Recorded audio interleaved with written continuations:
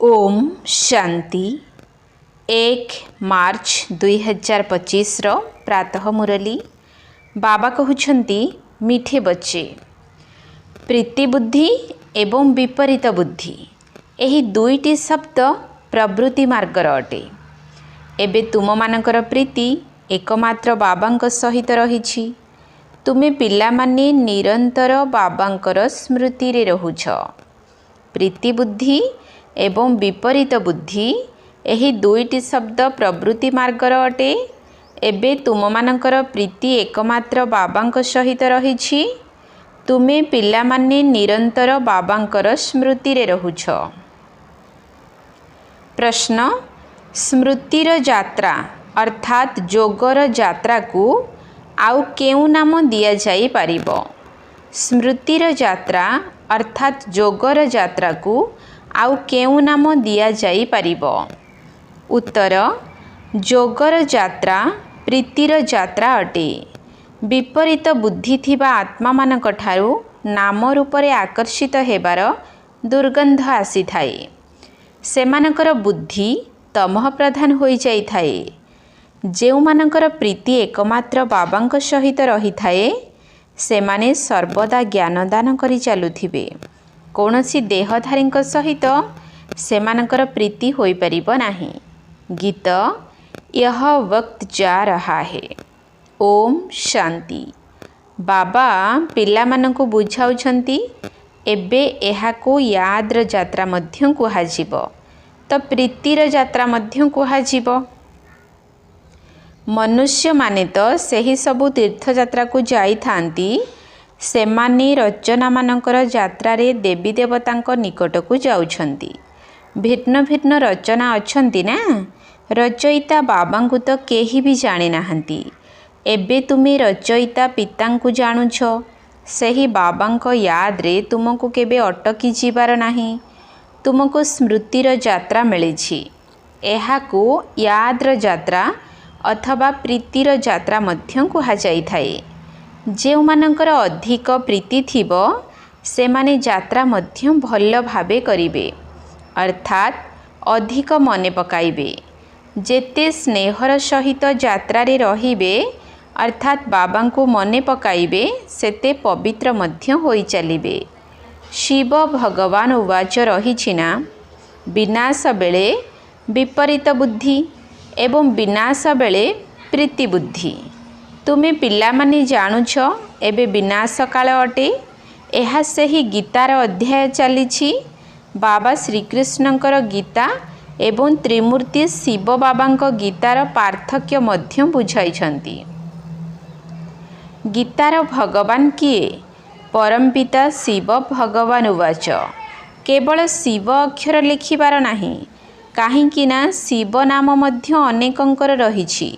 तेणु परमपिता परमात्मा लेखिबा द्वारा से सर्वोच्च होइगले। केही तो निजको परमपिता बोली कहि परिबे नाही। सन्यासी माने निजको शिवोहम कहि देउछंती। सेमाने तो पितांकु मने भी पकाई पारि न थांती। पितांकु जानी ही नाहंती। बाबांक सहित प्रीति ही नाही। प्रीति एवं विपरीत एहा प्रवृत्ति मार्ग पाई प्रयोज्य। कौनसी संतान मानकर पितांक सहित प्रीति बुद्धि तो काहार विपरीत बुद्धि मध्य थाए। तुम मानक मध्यरे भी एही परि अछंती। बाबांक सह प्रीति बुद्धि तांकर कुहाजिबो जिए बाबांक सेवारे तत्पर रहुथिबे। बाबांक व्यतीत आउ काहा सह प्रीति होई परिबो नाही। शिव बाबांकु ही कही थांती बाबा आमे तो आपणकर ही साहाय्यकारी अटु। ब्रह्मा बाबांकर एथिरे कथा ही नाही। शिव बाबांक सहित जो आत्मा मानकर प्रीति थिबो सेमाने निश्चय साहाय्यकारी हेबे। सेमाने शिव बाबांक सहित सेवा करी चलिबे। प्रीति नाही तो बुझिबाकु हेबो विपरीत बुद्धि होई जाइछंती। विपरीत बुद्धि माने विनाश प्राप्त करि थांती। जाहांकर बाबांक सह प्रीति थिबो सेमाने साहाय्यकारी मध्य हेबे। जेते प्रीति सेते सेवारे साहाय्यकारी हेबे। याद करू नाहंती अर्थात प्रीति नाही। पुणी देहधारी मानक सह प्रीति होई जाई थाए। मनुष्य मनुष्य को निजर स्मृति चिन्ह स्वरूप किछि जिनिस मध्य देइथांती ना, तेणु सेमाने निश्चित मने पड़ी थांती। एबे तुम मानंकु बाबा अविनाशी ज्ञानर उपहार देउछंती, जहा द्वारा तुमे राजपद प्राप्त करुछ। अविनाशी ज्ञानरत्नर दान करुछंती तो प्रीति बुद्धि अटंती। जानिछंती बाबा समस्तंकर कल्याण करिबा निमंते आसिछंती, आमको मध्य सहयोगी हेबाकु पड़िबो। एभली प्रीति बुद्धियुक्त आत्मा विजयी होइथांती। जो माने याद ही करि न थांती से माने प्रीति बुद्धि नुहंती। बाबांक सह प्रीति बुद्धि थिबो, याद करुथिबो, तेबे विकर्म विनाश हेबो एवं अन्य मानंकु मध्य कल्याणर रास्ता बताई परिबो। तुम ब्राह्मण मानकर स्थिति मध्य प्रीति बुद्धि एवं विपरीत बुद्धि उपरे निर्भर करुछि। बाबा को बहुत याद करुछंती अर्थात प्रीति बुद्धि अटंती। बाबा कहउछंती मते निरंतर मने पकाओ, मोर सहयोगी हुओ। रचना को अर्थात पिला मानंकु एकमात्र रचयिता बाबांकर ही याद रहिबा आवश्यक। कौनसी रचना को याद करिबार नाही। दुनिया रे तो केही रचयिता को जानी नाहंती ना मने पकाउछंती। सन्यासी माने मध्य ब्रह्म को याद करिथांती, ताहा मध्य रचना होईगला। रचयिता तो समस्तंकर जणे ही अटंती ना। आउ जहा किछि भी जिनिस ही आखिरे देखुछ से सबु तो हेला रचना। जे देखा जाऊ नाहंती से हेउछंती रचयिता बाबा। ब्रह्मा विष्णु शंकरंकर मध्य चित्र रहिछि, सेमाने मध्य रचना अटंती। बाबा जो चित्र तैयारी करिबा पई कहिछंती ता उपरे लेखिबाकू हेबो। परम पिता परमात्मा त्रिमूर्ति शिव भगवान उवाच। जदिओ केही केही निजको भगवान बोली कहउछंती किंतु परम पिता कहि परिबे नाही। तुमर बुद्धि जोग शिव बाबांक सहित रहिछि, शरीर सहित नुही। बाबा बुझाइछंती निजको अशरीरी आत्मा भावी मते मने पकाओ। प्रीति एवं विपरीत बुद्धि सबु निर्भर करुछि सेवा उपरे। अधिक स्नेह थिबो तो बाबांकर सेवा मध्य भल भावे करिवे, तेबे विजयी कुहाजिबो। प्रीति नाही तो सेवा मध्य हेबो नाही। पुणी पद मध्य कम मिलिबो। कम पद को कुहाजिबो उच्च पदरु विनश्यन्ति। एमिति तो विनाश समस्तंकर हेउछि, किंतु यह खास प्रीति एवं विपरीत बुद्धिर कथा अटे। रचयिता बाबा तो जणे ही अटंती, तांको ही शिव परमात्माय नमः कुहाजाए। शिव जयंती मध्य पालन करिथांती। शंकर जयंती केबे शुणी नाह। प्रजापिता ब्रह्मांकर नाम मध्य प्रसिद्ध अटे। विष्णुंकर जयंती पालन करि नथांती, कृष्णंकर करिथांती। एहा मध्य काहाकू जणा नाही। कृष्ण एवं विष्णुक मध्यरे कौन अंतर रहिछि। मनुष्य मानकर विनाश काले विपरीत बुद्धि अटे, तेणु तुम मानक मध्यरे भी प्रीति एवं विपरीत बुद्धि अछंती। बाबा कहउछंती तुमर एही रूहानी धंदा तो बहुत भल। सकाळे और संध्यारे एही सेबारे लागी जाओ। संध्या 6टा रु 7टा समय भल बोली कहिथांती। सत्संग आदि मध्य संध्या और सकाळे करिथांती। रातिरे तो वायुमंडल खराब होई थाए। रातिरे आत्मा निजे शांति अवस्था को चली जाई थाए, जहाकू निद्रा कुहा जाउछि। पुणी सकाळु जाग्रत हेउछि। कहिथांती मध्य राम सिमरो प्रभात मोरे मन। एबे बाबा पिला मानकू बुझाउछंती मते मने पकाओ। शिव बाबा ब्रह्मांक शरीर रे प्रवेश कले तो कहिबे ना मते मने पकाओ, तेबे विकर्म विनाश हेबो। तुमे पिला माने जानुछ आमे केते बाबांकू मने पकाउछु एवं केते रूहानी सेवा करुछु। समस्तंको एही परिचय देबाकू हेबो। निजको आत्मा भावी बाबांकू याद कर, तेबे तुमे तम प्रधान रु सतो प्रधान होई जिवो। आत्मारु खाद बाहरी जिवो। प्रीति बुद्धिर मध्य शतकड़ा रहिछि। जदि बाबांक सह प्रीति नाही, तेबे निश्चय निजर देह सहित प्रीति अछि बा मित्र संबंधी मानक सहित प्रीति अछि। बाबांक सह प्रीति थिले सेबारे लागि जिवे। बाबांक सह प्रीति नथिले तो सेवा मध्य करिवे नाही। କାହାକୁ କେବଳ ବାବା ଏବଂ ବାଦଶାହୀ ବିଷୟରେ ବୁଝାଇବା ତ ବହୁତ ସହଜ ଅଟେ। ହେ ଭଗବାନ, ହେ ପରମାତ୍ମା କହି ୟାଦ କରୁଛନ୍ତି, କିନ୍ତୁ ତାଙ୍କୁ ଆଦୌ ଜାଣି ନାହାନ୍ତି। ବାବା ବୁଝାଉଛନ୍ତି ପ୍ରତ୍ୟେକ ଚିତ୍ର ଉପରେ ପରମପିତା ତ୍ରିମୂର୍ତ୍ତି ଶିବ ଭଗବାନ ଉବାଚ ନିଶ୍ଚିତ ଲେଖାଯିବା ଦରକାର। ତାହା ହେଲେ କେହି କିଛି କହିପାରିବେ ନାହିଁ। ଏବେ ତୁମେ ପିଲାମାନେ ତ ନିଜର କଲମୀ ଲଗାଉଛ, ସମସ୍ତଙ୍କୁ ରାସ୍ତା ଦେଖାଅ, ତେବେ ତ ବାବାଙ୍କ ଠାରୁ ଆସି ବର୍ଷା ନେବେ। ବାବାଙ୍କୁ ଜାଣି ହିଁ ନାହାନ୍ତି, ତେଣୁ ପ୍ରୀତି ବୁଦ୍ଧି ନୁହନ୍ତି। ପାପ ବଢ଼ି ବଢ଼ି ଏକଦମ ତମ ପ୍ରଧାନ ହୋଇଯାଇଛି। ବାବାଙ୍କ ସହ ପ୍ରୀତି ତାଙ୍କର ଥିବ ଯିଏ ବହୁତ ୟାଦ କରୁଥିବେ, ତାଙ୍କର ହିଁ ସୁବର୍ଣ୍ଣ ଯୁଗୀ ବୁଦ୍ଧି ହେବ। ଯଦି ଅନ୍ୟ ଆଡ଼େ ବୁଦ୍ଧି ଦୌଡ଼ୁଥିବ ତେବେ ତମ ପ୍ରଧାନ ହୋଇ ହିଁ ରହିଯିବେ। ଯଦିଓ ସମ୍ମୁଖରେ ବସିଛନ୍ତି ତଥାପି ବି ପ୍ରୀତି ବୁଦ୍ଧି କୁହାଯିବ ନାହିଁ, କାହିଁକି ନା ୟାଦ ହିଁ କରୁନାହାନ୍ତି। ପ୍ରୀତି ବୁଦ୍ଧିର ଲକ୍ଷଣ ହେଲା ୟାଦ। ସେମାନେ ଧାରଣ କରିବେ ଏବଂ ଅନ୍ୟ ଉପରେ ମଧ୍ୟ ଦୟା କରିବେ କି ତୁମେ ବାବାଙ୍କୁ ମନେ ପକାଅ, ତେବେ ପାବନ ହୋଇଯିବ। ଏହି କଥା କାହାକୁ ବୁଝାଇବା ତ ବହୁତ ସହଜ। ବାବା ସ୍ୱର୍ଗର ବାଦଶାହୀର ବର୍ଷା ପିଲାମାନଙ୍କୁ ହିଁ ଦେଉଛନ୍ତି। ନିଶ୍ଚିତ ଶିବ ବାବା ଆସିଥିଲେ, ତେଣୁ ତ ଶିବ ଜୟନ୍ତୀ ମଧ୍ୟ ପାଳନ କରୁଛନ୍ତି ନା। କୃଷ୍ଣ, ରାମ ଆଦି ସମସ୍ତେ ଜନ୍ମ ନେଇ ଯାଇଛନ୍ତି, ତେଣୁ ତ ପାଳନ କରି ଆସୁଛନ୍ତି। ଶିବ ବାବାଙ୍କୁ ମଧ୍ୟ ମନେ ପକାଉଛନ୍ତି, କାହିଁକି ନା ସେ ଆସି ପିଲାମାନଙ୍କୁ ବିଶ୍ୱର ବାଦଶାହୀ ଦେଉଛନ୍ତି। ନୂଆ କେହି ଏକଥାକୁ ବୁଝିପାରିବେ ନାହିଁ। ଭଗବାନ କିପରି ଆସି ସମ୍ପତ୍ତି ଦେଉଛନ୍ତି, ବିଲକୁଲ ପଥର ବୁଦ୍ଧି ହୋଇଯାଇଛନ୍ତି। ୟାଦ କରିବାର ବୁଦ୍ଧି ହିଁ ନାହିଁ। ବାବା ନିଜେ କହୁଛନ୍ତି, ତୁମେ ଅଧା କଳ୍ପର ପ୍ରେମିକା ଅଟ, ଏବେ ମୁଁ ଆସିଛି। ଭକ୍ତି ମାର୍ଗରେ ତୁମେ କେତେ ଧକ୍କା ଖାଉଛ, କିନ୍ତୁ ଭଗବାନ ତ କାହାକୁ ମିଳିଲେ ନାହିଁ। ଏବେ ତୁମେ ପିଲାମାନେ ବୁଝୁଛ, ବାବା ଭାରତକୁ ଆସି ମୁକ୍ତି ଜୀବନ ମୁକ୍ତିର ରାସ୍ତା ବତାଇଥିଲେ। କୃଷ୍ଣ ତ ଏହି ରାସ୍ତା ବତାଉ ନାହାନ୍ତି। ଭଗବାନଙ୍କ ସହ ପ୍ରୀତି କିପରି ଯୋଡ଼ିବାକୁ ହେବ, ତାହା ଭାରତବାସୀମାନଙ୍କୁ ବାବା ଆସି ଶିଖାଉଛନ୍ତି। ଆସୁଛନ୍ତି ମଧ୍ୟ ଭାରତକୁ, ସେଥିପାଇଁ ଭାରତରେ ଶିବ ଜୟନ୍ତୀ ପାଳନ କରୁଛନ୍ତି।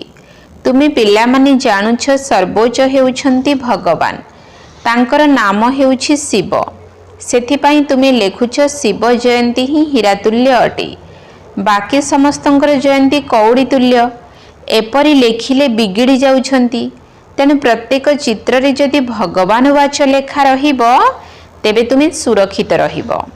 କେହି କେହି ପିଲାମାନେ ପୁରା ବୁଝିପାରୁନାହାନ୍ତି, ତେଣୁ ନାରାଜ ହୋଇଯାଉଛନ୍ତି। ମାୟାର ଗ୍ରହଚାରୀ ବୁଦ୍ଧି ଉପରେ ହିଁ ପ୍ରଥମେ ପ୍ରଭାବ ପକାଇଥାଏ। ବାବାଙ୍କ ଠାରୁ ହିଁ ବୁଦ୍ଧି ଯୁଗ ହଟାଇ ଦେଇଥାଏ, ଯାହାଦ୍ୱାରା ଏକଦମ ଉପରୁ ତଳକୁ ଖସି ଯାଇଥାନ୍ତି, ଅର୍ଥାତ୍ ସ୍ଥିତି ହରାଇଥାନ୍ତି। ଦେହଧାରୀମାନଙ୍କ ପାଖରେ ବୁଦ୍ଧି ଯୋଗ ଅଟକି ଯାଉଛି, ତେବେ ବାବାଙ୍କ ଠାରୁ ବିପରୀତ ବୁଦ୍ଧି ହେଲେ ନା। ତୁମକୁ ପ୍ରୀତି ରଖିବାକୁ ହେବ। ଏକମାତ୍ର ବିଚିତ୍ର ବିଦେହୀ ବାବାଙ୍କ ସହ। ଦେହଧାରୀଙ୍କ ସହିତ ପ୍ରୀତି ରଖିବା କ୍ଷତିକାରକ ଅଟେ। ବୁଦ୍ଧି ଉପରୁ ବାବାଙ୍କ ଠାରୁ ହଟିଲେ ଏକଦମ ତଳକୁ ଖସି ଯାଇଥାନ୍ତି। ଯଦିଓ ଏହା ଅନାଦି ପୂର୍ବ ପ୍ରସ୍ତୁତ ଡ୍ରାମା, ତଥାପି ବି ବାବା ତ ବୁଝାଇବେ ନା। ବିପରୀତ ବୁଦ୍ଧିଯୁକ୍ତ ଆତ୍ମାଙ୍କ ଠାରୁ ତ ଯେପରି ନାମ ରୂପର ଦୁର୍ଗନ୍ଧ ଆସିଥାଏ, ନଚେତ ସେବାରେ ଆଗେଇ ଆସିବା ଦରକାର। ବାବା କାଲି ମଧ୍ୟ ଭଲ ଭାବରେ ବୁଝାଇଛନ୍ତି। ମୁଖ୍ୟ କଥା ହେଉଛି ଗୀତାର ଭଗବାନ କିଏ। ଏହିଥିରେ ହିଁ ତୁମର ବିଜୟ ହେବାର ଅଛି। ତୁମେ ପଚାରୁଛ ଗୀତାର ଭଗବାନ ଶିବ ନା ଶ୍ରୀକୃଷ୍ଣ? ସୁଖଦାତା କିଏ? ସୁଖଦାତା ତ ଶିବ ଅଟନ୍ତି, ତେଣୁ ତାଙ୍କୁ ଭୋଟ ଅର୍ଥାତ୍ ସମର୍ଥନ ଦେବା ଉଚିତ। ତାଙ୍କର ହିଁ ସବୁ ମହିମା। ଏବେ ଭୋଟ ଦିଅ, ଗୀତାର ଭଗବାନ କିଏ? ଶିବଙ୍କୁ ଭୋଟ ଦେଲାବାଲାଙ୍କୁ କୁହାଯିବ ପ୍ରୀତିବୁଦ୍ଧି। ଏହା ତ ବହୁତ ବଡ଼ ଇଲେକ୍ସନ ଅର୍ଥାତ୍ ନିର୍ବାଚନ ଅଟେ। ଏହିସବୁ ଯୁକ୍ତି ତାଙ୍କରି ବୁଦ୍ଧିରେ ଆସିବ, ଯିଏ ସାରାଦିନ ବିଚାର ସାଗର ମନ୍ଥନ କରୁଥିବେ। କେହି କେହି ପିଲା ଜ୍ଞାନରେ ଚାଲୁ ଚାଲୁ ମଝି ମଝିରେ ରୁଷି ଯାଉଛନ୍ତି। ଏବେ ଦେଖ ତ ପ୍ରୀତି ଅଟନ୍ତି, ଏବେ ଦେଖ ତ ପ୍ରୀତି ତୁଟି ଯାଉଛି, ରୁଷି ଯାଉଛନ୍ତି। कौनसी कारणरू बिगिड़ी गले तो तापरे केबे याद भी करिवे नाही, चिट्ठी मध्य लिखिबे नाही, अर्थात प्रीति नाही। तेणु बाबा मध्य 6-8 मास चिट्ठी लिखिबे नाही। बाबा कालर काल मध्य अटंती, साथी रे धर्मराज मध्य अछंती। बाबा को याद करिबा पाई फुर्सत नाही तो तुमे की पद पाइब, पदभ्रष्ट होई जीव। आरंभ रे बाबा बड़ जुक्तिर सह पद बताउथिले, एबे तो से नाहांती, एबे तो पुनर्बार माला तियारी हेबो। सेवाधारी मानकर तो बाबा मध्य महिमा करिवे। जिए निजे बादशाह हेउछंती सेमाने कहिबे आमर सांग साथी भी बादशाह हुअन्तु, एमाने भी मो भली राजत्व करन्तु। राजा को अन्नदाता माता पिता कही थांती, एबे माता तो हेले जगदम्बा, तांको द्वारा तुमको अथाह सुख मिलुछि। तुमको पुरुषार्थ द्वारा उच्च पद प्राप्त करिबार अछि। दिन को दिन तुमको जना पड़ी जे किए किए कौन हेबे। जो माने सेवा करिवे बाबा मध्य सेमानकु मने पकाइबे। सेवा ही करिबो नाही तो बाबा काहेकि मने पकाइबे। बाबा सेही मानकु मने पकाइबे जे कि प्रीति बुद्धि होइथिबे। एहा मध्य बाबा बुझाइछंती कि काहा द्वारा मिलिथिबा जिनिस पिंधिले से निश्चय मने पड़िबे। बाबांको भंडाररु नेले शिव बाबा ही मने पड़िबे। ब्रह्मा बाबा निज अनुभव कहउछंती, निश्चय मने पड़िबो। तेणु काहा द्वारा मिलिथिबा जिनिस रखिबा उचित नुहे। अच्छा, मीठा मीठा सिकिलधी संतान मानक प्रति माता पिता बाप दादांकर मधुर स्नेह संपन्न शुभेच्छा एवं सुप्रभात। आत्मिक पितांकर आत्मिक संतान मानकु नमस्ते। आत्मिक संतान मानकर आत्मिक बाप दादांकु नमस्ते नमस्ते नमस्ते, सुप्रभात। धारणा पाई मुख्य सार 1 नंबर पॉइंट। एकमात्र विदेही एवं विचित्र बाबांक सहित आंतरिक एवं सच्चा प्रीति अर्थात स्नेह रखिबाकु हेबो। सर्वदा ध्यान रहु जे माया रूपी कालग्रह केबे भी बुद्धि उपरे आक्रमण न करिदेउ। एकमात्र विदेही एवं विचित्र बाबांक सहित आंतरिक एवं सच्चा प्रीति अर्थात स्नेह रखिबाकु हेबो। सर्वदा ध्यान रहु जे माया रूपी कालग्रह केबे भी बुद्धि उपरे आक्रमण न करिदेउ। 2 नंबर पॉइंट। केबे भी बाबांको उपरे रुसिबार नाही। योग्य सेवाधारी होई निजर भविष्यत को श्रेष्ठ करिबार अछि। काहाठारु मिलिथिबा कौनसी जिनिस निज पाखरे रखिबार नाही। केबे भी बाबांको उपरे रुसिबार नाही। योग्य सेवाधारी होई निजर भविष्यत को श्रेष्ठ करिबार अछि। काहाठारु मिलिथिबा कौनसी जिनिस निज पाखरे रखिबार नाही। वरदान शुद्धिर विधि द्वारा संगठन रूपी किला को मजबूत करुथिबा सदा विजयी एवं निर्विघ्न हुओ। शुद्धिर विधि द्वारा संगठन रूपी किला को मजबूत करुथिबा सदा विजयी एवं निर्विघ्न हुओ। एही संगठन रूपी किला भितरी प्रत्येक आत्मा सदा विजयी एवं निर्विघ्न रहिबा पाई हेले विशेष समय निर्धारित करी चारिआडे एका साथी रे जोगर कार्यक्रम रखंतु। तापरे देखिबो केही भी एही तार को काटी परिबे नाही। काहेकि ना तुमे माने सेवा को जेतिकी जेतिकी बढ़ाई चलीथिबो सेही अनुसारे माया मध्य निजर करिबा को चेष्टा करिबो। सेथिपाई जेपरि कौनसी कार्य आरंभ करिबा पूर्वरु शुद्धिकरण करिबार विधि को अपनाउछ, सेही भली संगठित रूपरे तुम समस्त श्रेष्ठ आत्मा मानक भितरे केवल गोटिए ही शुद्ध संकल्प रहु विजयी। एहा ही हेउछि शुद्धिकरण करिबार विधि, जहा द्वारा संगठन रूपी किला मजबूत होइजिबो। स्लोगान जुक्तियुक्त बा यथार्थ सेवार प्रत्यक्ष फल हेला खुशी। जुक्तियुक्त बा यथार्थ सेवार प्रत्यक्ष फल हेला खुशी।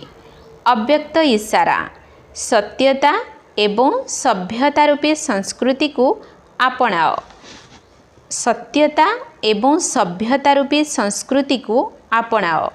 1 नंबर पॉइंट, ब्राह्मण जीवन रे प्रथम नंबर संस्कृति हैला सत्यता एवं सभ्यता। तेणु प्रत्येकंकर चेहरा एवं चाली चलनी रे एही ब्राह्मण संस्कृति प्रत्यक्ष देखा जाऊ। प्रत्येक ब्राह्मण हर्षित मुख होई परस्पर संपर्क रे आसंतु। किए किपरि भी होई थाऊ, आपण केबे हेले भी निजर एही संस्कृति को छाड़ंतु नाही। तेबे सहजरे परमात्मा प्रत्यक्षतार निमित्त होई जिवे। ओम शांति।